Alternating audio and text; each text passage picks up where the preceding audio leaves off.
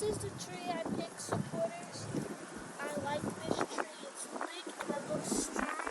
And I'm going to place my hand on the root. Why are you putting your hand on the root of the tree? Because the tree is healing. It can heal everything. And as long as you're good to nature, it will get back to you. Absolutely.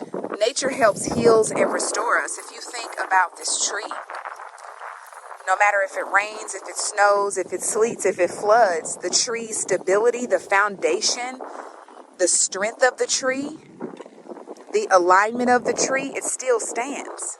So why wouldn't we go to nature and ask nature to share its energy with us so that we can also inherit the characteristics of nature? Nature is strength, nature is stability, nature is clarity, nature is everything. Nature is our first teacher. So Aaron, why are you hugging the tree?